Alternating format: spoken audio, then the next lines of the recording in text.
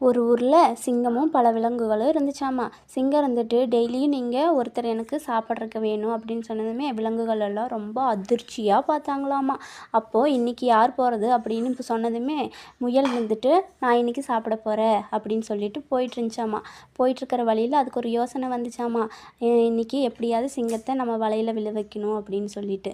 அப்புறம் சிங்கம் இருந்துட்டு எதுக்கு இவ்வளோ லேட்டு, நான் சாப்பிட்றதுக்கு எனக்கு பசிக்குது இல்லையா அப்படின்னு. ஏ ராஜா, நீங்கள் தானே என்ன சாப்பிட்றேன்னு சொன்னீங்க, ஆனால் உங்களை மாதிரியே ஒரு சிங்கம் இங்கே இருக்குது அப்படின்னு. என்ன மாதிரி சிங்கமா அப்படின்னு கோவத்தோடு போச்சாமா. கோவத்தோடு போனதுமே கிணத்துக்கடியில் போய் பார்த்துச்சாமா. கிணத்துல தண்ணியில் இருக்கிற சிங்கத்தோட முகம் அதுக்கு பின்பமாக தெரிஞ்சதுமே இன்னொரு சிங்கம் இருக்குதா அப்படின்னு சொல்லி அது கத்துச்சாமா. அதே மாதிரி அதுவும் கத்துதாமா. அப்புறம் கோவத்தில் குதித்து தண்ணிக்குள்ளே விழுந்துருச்சாமா. விழுந்ததுமே அதுக்கு மேலே வர முடியாமல் இறந்துருச்சாமா. அப்போ முயலோட திட்டம் பழித்து எல்லாரும் சந்தோஷமாக இருந்தாங்களாமா. இத்துடன் கதை முடிவடைந்தது.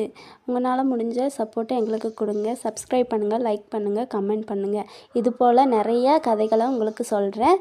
இந்த சேனலை சப்ஸ்கிரைப் பண்ணி வச்சு ஆளுங்கிற பெல் பட்டனை கிளிக் பண்ணி வச்சுக்கோங்க. நன்றி.